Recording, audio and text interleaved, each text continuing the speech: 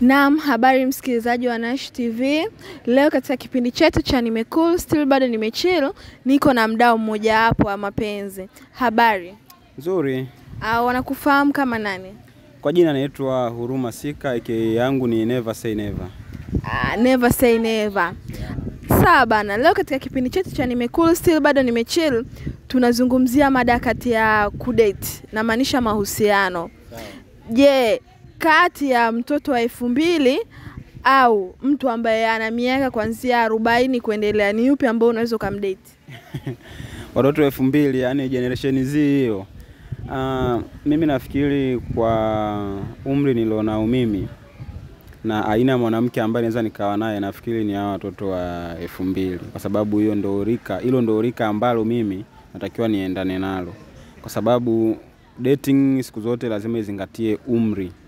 Ikizingatiwa kwa umri, ina maana kwamba wewe kama una miaka 30 basi inabidi unae date naye anzia walau miaka 20 ama 25.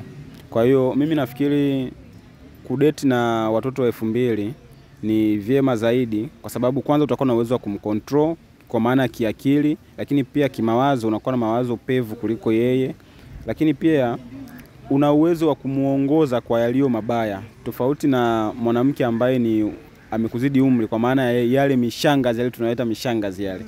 Nafikiri yale ukiwa nayo yale kwanza yana gharama kubwa sana za kimaisha. Ingawa hakupigi mizinga kila siku, lakini mzinga wake ni mmoja mtakatifu. Akikupiga mmoja, anakupiga mzinga wa kodi ya nyumba na gesi imeisha. Inakwamba sio chini ya 300 au 400. Lakini mtoto wa 2000 ukimnunulia chipsi, habari imeisha. Kwa hiyo watoto wa 2000 wako hawakusumbui hata kidogo, hawana mambo mengi.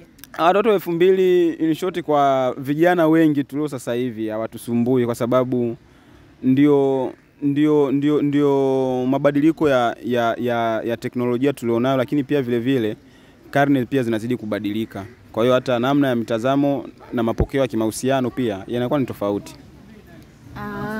Asante bwana Never Say No. Unamsikia wenzetu ametuambia kwamba yeye anakubali sana watoto wa 2000 kuliko mishangazi au tunasema watu wa age go. Asante msikilizaji wako wa Nash TV, tukutane katika kipindi kijacho.